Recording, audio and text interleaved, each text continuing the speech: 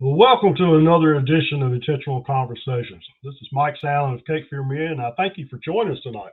On this program, we talk with men who have a vested interest in helping men to be the men God has called us to be. And today I have DaleBrown with me. Dale is the founder of Men's Divorce Recovery, a ministry that empowers divorced men through support, encouragement, knowledge to survive and thrive beyond their divorce to become a resilient, strong, and wise asset to their world. Dale is located in Austin, Texas. He's half the continent away from where I'm at, but it's great that we can use this technology to have a face-to-face conversation. Dale, I just really thank you for joining us today. I am absolutely thrilled to be here, Mike, again. I miss you guys in Cape Fear, but hopefully we'll be back sometime. Yeah, we'll get you back here sometime at some point. So, we always got something going on that you could really be involved in. Probably next year we'll get you back out here for an Iron Sharpens Iron conference next spring. Thoroughly enjoy working with you and having you around when we do those things. Well, Dale, let's talk about divorce recovery a little bit. What is that ministry all about? What is men's divorce recovery? And how did God move you into that? If you can maybe give us the Reader Digest version of that. Well, I can tell you that if 10 years ago you would have told me that I would be where I am today, I would have said there is no possible way that my pathway would have gone the way it was. I anticipated being a pastor and living the pastor's life, probably retiring as a pastor, maybe moving overseas at the last years of life. But those plans were definitely thwarted. Life took some pretty amazing turns. And part of that was having to do it with church. And then part of this having to do with an unchosen divorce. So related to divorce recovery, my family were living in Austin after moving back from pastoring a church in New England. And I went on a teaching trip to Africa, came back, and after 32 years of marriage, my wife had left me, had moved out of the church parsonage. Nobody in the church even knew she was gone. She snuck out in the middle of the night. So, there's a whole lot more of that story, obviously, than that. But on top of all the things that happened to me, this was kind of the last straw, the last, crushing blow. And I was really devastated. And, I guess I probably had those normal sorts of grief experiences. Both my parents had died. I have a sister who was my oldest sister, taken her life at the age of 50. That was 25 years ago. And, just the normal ups and downs. Of course, being a pastor is traumatic in and of itself, but also an amazing privilege. But this divorce really was unexpected. It was unbiblical on her part. She had gone to a pastor, our pastor, and tried to talk him into it. And he was like, excuse me, there's no cause for you to do this at all. So, but out of that experience, then I realized that there just was not a good, solid ministries to men going through divorce. So what I did is I go on Amazon, I read. I went on Amazon, I found some books about how you can get a woman into bed. That was a good divorce recovery book there. And I was like, that's not me. And then either how to get all the money you can out of your soon-to-be ex-wife or keep her from getting all the money she can out of you. And that was not of interest to me. There are some good resources for dads, being a divorced dad. That was on there. But one book I did find was Kristen Armstrong's book. She was married to Lance Armstrong of Austin fame. And she was married to him way back in the early 2000s and had 2 kids by him, I believe. And then he divorced her. I think he chased after Sheryl Crow at the time. But she's a great Christian and wrote a book for women, a divorce book for women, a devotional. And so I read it and I thought that's great. But having worked with men for 30 years of ministry, having been in Promise Keepers, having, worked some with Richard Rohr and that whole spiritual journeys of men, then, I know that the journey of a man is very different than a woman. I mean, there are similarities, but the journey is distinct. And nothing was covering that particular aspect of a man's journey when they go through divorce. So God led me to write the book. I say, God led me to write the book that I wish I'd had, and I hope you never need. So the fewer of these books that I sell, the better. but to get the book into the hands of divorced men is really critical. And God really led me. This was back in 2016, to start men's divorce recovery with a mission that you just stated, because I think that 80% of divorces are filed by women. So whatever else you want to say about that, then that means that most divorces are instigated by the woman, and I totally understand that often it's a very needed thing. If you're an abusive husband, we'd always counsel you need to get a divorce from your husband. I mean, your wife. I'm sorry, let me say it. You need to get a divorce from your husband, because physical abusers very seldom change. Sometimes that happens, but if there's physical safety involved or other kinds of abuse, then absolutely. My career would say you just got to get out of that thing and get some separation. But many times in this day and age, it's the woman leaving the man, and that was my case. There's a thing called walk away wife syndrome that your listeners may want to poke into. But the men that we get coming to men's divorce recovery are the men who are in general pretty good guys. Most of them did not cheat on their wives. They didn't have radical addictions that led to this divorce. I think there's something in the culture, that's in a sense a good thing, that says women need to step into who they are, and they're fully human beings and all that kind of stuff. But a negative side effect of that, I believe, is this empowering women to take those steps of divorce when it's not needed. And I'm afraid that sort of thinking has infected Christian counseling as well. As a pastor for many, many years, I would never start with divorce as your option. I would always try to get the couple together. And so, we know that Scripture tells us that God hates divorce. He hates divorce. And, in my particular case, then, my wife, now ex-wife, was a very hard person to live with. I shouldn't say too much, but I was not sad that she left me, because she was just such a critical and negative person. But it still hurt so much. And over the years working with divorced men, then what I've come to believe is that, when God put together male and female in creation, that social fabric is as significant as what you might call this physical fabric of the universe. We're still to understand the space-time continuum, the gravity and all the way that the universe is pulled together, dark energy and dark matter. But there's something that holds all this thing together and makes it work. We know God made that. Well, when it comes to the social working of God's highest creation, which is humanity, this male-female union is the fabric. And even if a divorce is wanted, when that fabric is torn, there is pain and suffering. And that's why God hates divorce, because it's a rift in the social fabric, and that rip hurts. Even if you're completely okay with not living with for the rest of your life with that person, which was my case, but the pain was very, very deep. And so I started ministry, to divorced men, men's divorce recovery. It kind of piddled along until I acquired a partner about a year ago, Chris Espinoza, and Chris reached out to me. His story is amazing. He was in Portland, and he was in the middle of divorce, and he was struggling. He found my book on Amazon and said it really got me through it. And so he called me and said, I want to help you. So now we have a partnership. We started a podcast about last April. I think we're on our 26th episode. And so far we've had over 15,000 downloads with people listening all over the world. We have 30 plus countries, which is remarkable to me. In fact, we have a good group out of Australia, and we Zoom with them, once a month with our Australian guys. But there's so much pain out there. And, Mike, I'm a hospice chaplain, so I work with dying men. I'm a Travis County Sheriff's Office chaplain. That's my full-time job. And we work with men that are law enforcement officers, corrections officers, and then men in prison. And I ran a reentry ministry for men coming out of prison for 2 years just before this job. And we're also working with divorced men. So the common denominator is, these men in crisis. And men are in a crisis because human beings hurt when things go poorly for them by their own choosing or by something that's been done to them. But I think there's really a deeper crisis among men that is increasing the pain.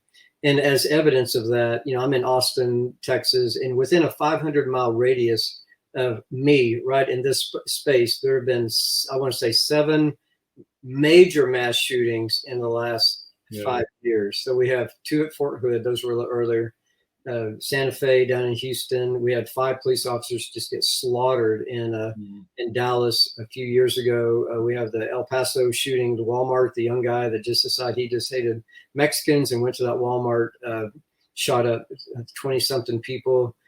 The Richland Springs massacre, young guy. What was the issue there? He was estranged from his wife, and his mother-in-law was in that church. That church is 60 miles from us, and he went in there and just killed, over 20 people before he himself was shot by a neighbor who was smart enough to bring his gun out and take him. And then, of course, we have Uvalde, which is about 130 miles away from here. And the common denominator there is these young men who are just don't know what to do with their pain. So Richard, we always say in Minister War, Richard Rohr says that pain that is not transformed is transmitted, and that is just another law of the universe. Pain that is not transformed is going to come out somewhere, some way. You talk it out or take it out, and yet men just don't do that. And we're not encouraged to do that at all. So so many of these young men. It's not in every case, but it's a large majority of them. You find out they've come from broken homes or they've come from absent dad situations, and you're right. They've not had that solid male role model in their lives, and of course a lot of that comes from divorce in some ways, and so it's definitely needed in ministry. And I know with the type of ministry you're in, you see a lot more divorce cases than the average person in ministry probably. But let's kind of look at it. Is there a difference, or is there more from divorce cases from people that is not in church versus those who are in church? A difference, let's say, from the worldly standpoint versus the church standpoint? Is the divorce rate about the same, or is it different? Or what the men we get are reaching out to specifically Christian ministry, and so we don't get guys. There's plenty of help out there if you're not a Christian. You're getting divorced. There's plenty of this self-destructive help. Just like I said before, the resources I mentioned. So the guys we get are in general Christians, and many of them are strong Christians. In fact, we have several that they were in ministry together with their wives, either pastoring churches or missionaries, on the mission field. I think the stats are that divorce among Christians is about the same. It may be a little lower than the general population, but I'd like to point out more research recently has shown that through some research by Barna, kind of correlated with other Pew research and everything, has shown that really when you're talking about the evangelical Christians in America, that the high numbers, maybe 40% or 35 or 40%, something like that. And it's been a while since I've looked at this, but those high numbers are radically exaggerated. That really about 6 to 8% of the American population are truly Bible believing, church going, solid Christians. So when we hear about Christians do this or Christians are bad, because it's very popular right now to slam in take every single opportunity to slam Christians, either overtly or most usually covertly, because it takes courage to do that, and sometimes cowards are perpetrating this. Then you're talking about you're not talking about, this is not a Christian nation. It is a very minority Christian nation. Only 6 to 8% of that population really are. And when you go into a church, the research shows that the church itself, church members, people that are sitting in that pew in the main non-denominational church, they are not Christians. They do not understand. As a hospice chaplain, I have been stunned. I would say that out of 100 patients, I've had over 2,000 patients. Out of 100 patients, about 2 to 3 will have what I call living faith, which is a true faith. And those guys are like, "Yep, I'm ready to go to heaven. Why hadn't God taken me?" And the rest of them, are you going to go? Yeah, I think so. Well, why? Well, I think I've been pretty good. And I grew up in Southern Baptist life, and we were taught from the minus 9 months, in my case, minus 9 months plus 61 years, that you are saved by grace. And yet even people growing up in that environment still do not understand grace and don't get it. They don't get it. So that is so true. And that's one of the things when God moved me into this ministry of ministry to men is he pointed me to a scripture in Matthew from the Sermon on the Mount, Matthew 7:21 through 23. And Jesus was basically speaking to the church, so to speak. The church hadn't been fully established at that time, but he was basically warning us exactly what we are seeing in our churches today, that not everyone who says, Lord, Lord, will enter the kingdom of heaven. And then, of course, he says, some of them will say, but didn't I do this? Didn't I do that? Didn't I do this in your name? And he says, but I never knew you. And there's so many in our churches that fall into that that category, and they're going to be surprised when they enter eternity. And Jesus looks at them and says, I never knew you. Yeah. It's a sad situation. And I told a group of men here just a few weeks ago, I said, the men that scare me the most about their spiritual condition are the men who grew up in church and has not known any other life but a church life. Yeah. Because if you're not careful, you can become inoculated against the gospel, because you've heard it all your life and you think you're okay. But it's very important. Getting back to your ministry, though, we got sidetracked just a little bit, but I think that was a God thing. But divorce cases in the churches, are you seeing more pastors these days having that issue? Or well, that was you were a pastor yourself, and you got kind of blindsided by the fact that what happened to you, but is that kind of rare, or is that becoming norm, so to speak? I think it's becoming more. I'm sure there's statistics that, my sense is that there are more, because we do have some people on church staffs and missionaries that were missionaries at one time, or very involved, like in Campus Crusade or something like that. And their stories are traumatic, because in a sense, if you're a pastor, you're in Christian ministry, then you start out with your spouse on this Christian journey. You're just not supposed to end this way at all. Another kind of shocking piece of that is the very poor response of churches to divorce pastor staff and to churches don't want to deal with it, do they? They don't, and they don't want to deal with divorced people. So the way I kind of say that is, way back in the day, then 40 years ago, then if you were divorced, you literally could not, in most churches, be in leadership. I mean, it doesn't matter the circumstances, whether it's biblical divorce or not. You were just tainted with this big D. Yeah. And into what we know, divorce was was much more rare back in those days. Well, now today, it seems like the church has kind of switched gears in the sense that, well, divorce happens so often that it's not a big deal. But the way I would like to describe the pain you're in when you're divorced compared to these two eras is that, let's just say that out of 100 guys back 40 years ago, one guy had to have, just by the lottery, so the way society worked, you had to have your big toe cut off. So if you're the one guy out of 100 that you were chosen, you had to have your big toe cut off. Well, if you're that guy, that's going to hurt, right? Now, let's say things have changed, and now society says, well, 50 out of 100 guys, you have to have your big toe cut off.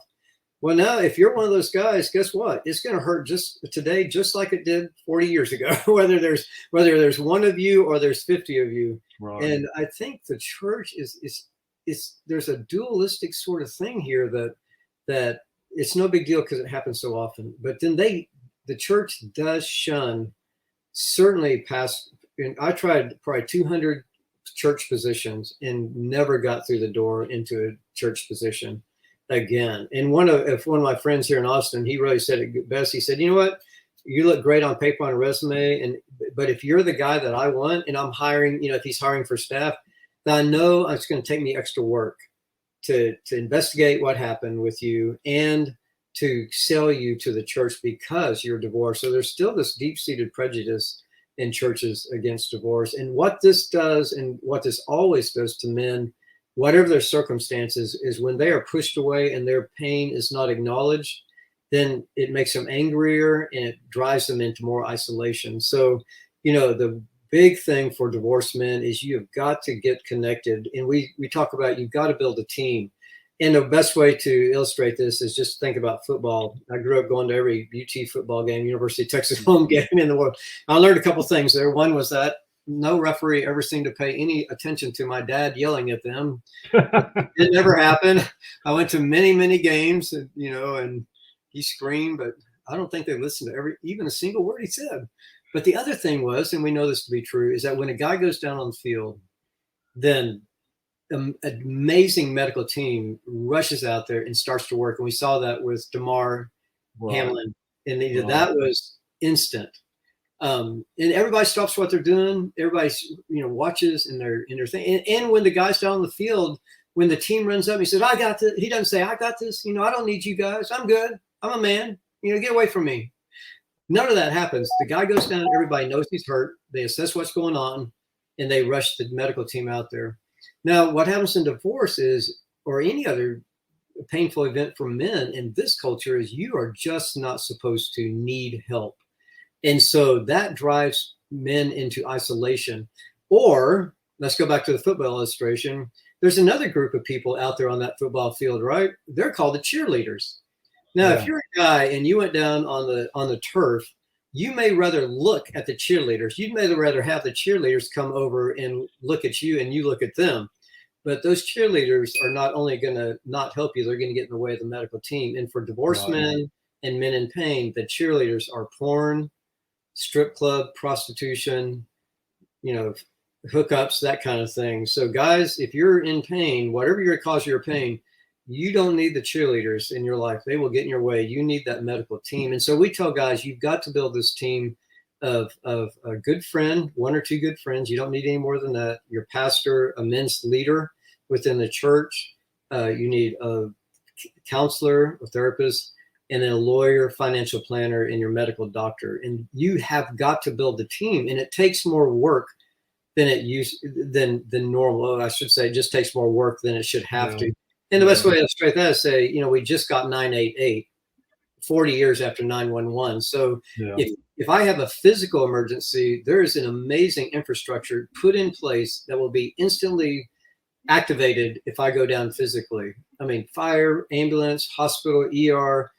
But when it comes to soul pain, that infrastructure is simply not there in this country. So men, you have to work harder at it to get this team around you, but you probably will not make it without this team. Divorced men are 8 times more likely to commit suicide than divorced women, and more likely, obviously, to commit suicide than just the general population. And then there are all the self-destructive habits, which are the addictions. And porn is just made for divorced guys. They're angry at women. They've been told they're not a man, and they're alone and they are isolated. So for divorced men, everyone that I've talked to struggles with porn because it's just ready-made for them. I mean, they can have fun, they can get mad, they can get back at woman, they can prove their virility. This is really a big problem that we have to deal with. And divorced men are isolated, just set up for that addiction and alcohol and drug use and all this kind of stuff. So the stats on all this is for divorced men and widowed men too, in some ways, really they are in a very vulnerable spot. And let's say that, the common, I think, cultural sort of soup of the day is to say, well, they deserve it. I mean, men deserve whatever they get. It's their turn to feel some pain. But you know what? Nobody wins. Nobody wins if a man loses. If a divorced man suicides, if a divorced man goes into self-destructive habits, every single person loses. But if a guy wins, if he comes to Christ and he builds his new life around some godly habits that will build his foundation, and he steps into that amazing plan that God has for his life, then he wins, his children win, his future wife wins, her children win. So this is a very large population. There are about 15,000 divorces every week in America, every week. Large population that's hurting but is very underserved. And then they also do some self-destructive things. So, and this is true of all the men I work with, men coming out of prison. We may blame men, but what for whatever, and sometimes they very much deserve it, but nobody wins if that man is if he loses. Every single person loses. So yeah, it hurts me greatly when we have a brother who is going through some marital difficulties that may be headed towards divorce, and we seem to blame the man yep, more than we instantly. do the woman. And we the old saying is the church shoots its wounded. It don't come alongside of the wounded and try to help them. And you were talking about that team, and that's the reason why you need that team to help them walk through the pain, help them walk through the difficulties and the struggles and the issues that they're going to come. Because I'm sure there was times in your own life when you went through this, you had to deal with psychological warfare, so to speak, that you had no idea that was there, and you didn't know how. Yeah, that pain. Those in 15 months, I lost my church, and then my mom died, and then my wife left me, and then I lost 2 families at that point. In the new church, I just started pastoring, so it was a bad run. But my testimony is that in that God totally and absolutely met me. I mean, when you're totally stripped down and you have nothing but God, that is probably a good place to be, Yeah. And God totally, he really met me. I mean, I experienced his comfort. I experienced him just holding me and saying, it's going to be okay. It's going to be okay. And, I learned a couple of things. You cannot die of crying. You won't die if you cry, and you can't cry forever. so well, it's okay to cry. It's not going to kill you, and you can't do it forever. And it's awesome. Yeah. But, it is not unmanly for us to cry from time to time. And, Mike, probably the easiest way to express the okayness of men expressing their heartfelt anguish is to read the Bible, because as far as we know, the Bible is written by men. We have Miriam's song, we have Mary's song, Hebrews, maybe Priscilla wrote it, we don't know. But every expression, every tender expression, or every outcry of pain, David in Psalm 13, a man wrote that. And a manly man wrote that. James, Paul, these are manly men. David, King David, he fought with a real sword, not in a video game. And so these are manly men that nobody would look at these guys and say, you guys are wimps. And yet they would say, I cry out to the God, where are you? These very emotional expressions are written. They fall on their face. They fall on their face. They fall on their face. Yep. Yeah. Yep. And just worship God because of the internet. But yeah, I mean, we see that throughout the scriptures of how these men just yield themselves to the Father, to minister to them. That's okay. Okay. It is. Dale, we're coming up on our time. Man, I wish we could continue this discussion because I know we hadn't even really broached the subject. How to minister to men who are headed towards divorce or has gone into divorce and is trying to recover their life now. You got so much that you can share. I know. And so, Dale, what is the one thing, as we start to wrap this up, that you want to share with the guys, if you can think about it a minute or two or something like that, just that one thing you would like to encourage guys who may be going through the difficulty of moving into a divorce situation or is trying to come out of a divorce situation? Well, a couple of things. I think that staying married is usually easier than getting divorced. And when people are getting divorced, they flip those. They think staying married is impossible and getting divorced is easy. And that's absolutely not true. And you will lose. There's no way to take a single pie and divide it into half and everybody get more pie. It's going to hurt. What we always tell our men is we say the 2 things: don't make it worse. You can think a lot of things, but you cannot put in prison for thinking those things. If you act on some of those things, they can put you in prison, and they will. So, and that happens quite a bit. So I've seen very rational, intelligent, brilliant men act out in this amazing anger that they have in painful ways. We also say, determine now that you're going to finish well. So whatever agony you're in, you decide now that when I'm a hospice chaplain, talking about at your bedside, then we're going to talk about a life well lived. And the fourth thing is you just got to get that team. You cannot do it alone. Very seldom does anything good from a man being alone. It just doesn't happen. That's not the way we are built. We are built to selfishness, and that is usually self-destructive. Got to get that team around you. Got to get the good team, not the cheerleaders. The cheerleaders will not help you. You need the team. You need a pastor, another couple good male friends, counselor, lawyer, all that kind of stuff. So, Well, Dale, I appreciate your time. If somebody wanted to get up with you, how would they do that? By your email, maybe, or is that? Yeah, if you want to email me, definitely that is an email address that works.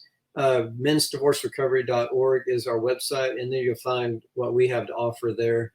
That's really the main place to go. And we encourage you to listen to the podcast. We've had guys that have literally said, I've listened over and over again to the same episodes because they're in so much travail, and all the way up to Canada, to Australia, to Croatia. What is your podcast called? Called? It's called Men's Divorce Recovery. Yep. Apple or whatever you want to do, Men's Divorce Recovery. It shows up there. So. And you can find it on just about any of the podcast websites, right? Every single one, I think. So. Yep. Good. Well, Dale, I do appreciate you being here. And men, if you want to know more about what Cape Fear Men is all about, you can reach out to us by going to capefearmen.net. And you can email me directly if you want to ask me any questions or talk to me about anything at mike.sandlin@capefearmen.net. And we will definitely respond to you at the appropriate time.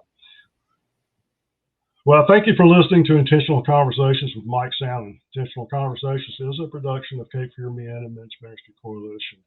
And I encourage you to please leave us a comment about the program. It helps us as we develop more programming to help you as men to fight the battle for men's souls. But for now, I will leave you with this blessing. I pray God will give you a rock to stand on, a brook to drink from, and a tree to shade you. This is Mike Sandlin saying God bless, and I hope you will join me again on the next Intentional Conversations with Mike Sandlin.